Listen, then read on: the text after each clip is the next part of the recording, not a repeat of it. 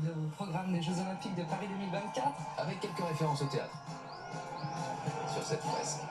Et le drapeau olympique qui arrive, ce drapeau dessiné en 1913 par Coubertin lui-même, avec l'équipe des réfugiés qui a fait pour la première fois son apparition lors des Jeux de 2016 à Rio. Alors ce sont 100 millions de personnes déplacées chaque année suite au drame, aux guerres, et ils représentent 11 pays différents avec par exemple un représentant de Syrie qui pratique le taekwondo comme porte-drapeau, ce qui n'empêchera pas d'ailleurs la Syrie de défiler un peu plus tard.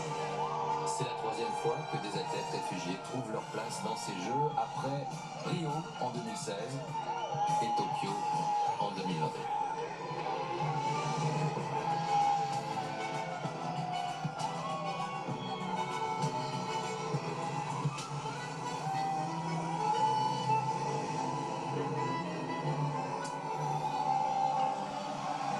Poursuit ce défilé. Oui, avec l'Afghanistan. Alors on parlait de guerre. Dieu sait que l'Afghanistan marquait l'histoire de l'olympisme, puisque après la guerre en Afghanistan et l'invasion par l'URSS en 79, il y a eu un moment très dur au niveau géopolitique.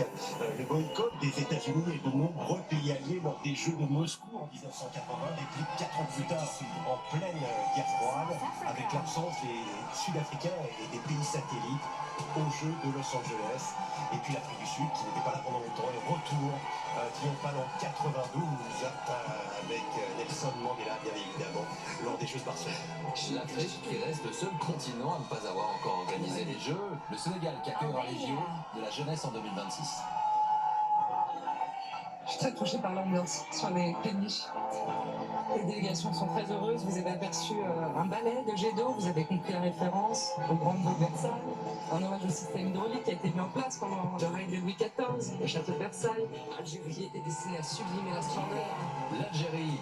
Nos amis algériens avec Yasser Triki, vice-champion du monde de triple saut en salle, et puis Amina Belkadi qui fait du judo dans la catégorie des moins de 63 kg.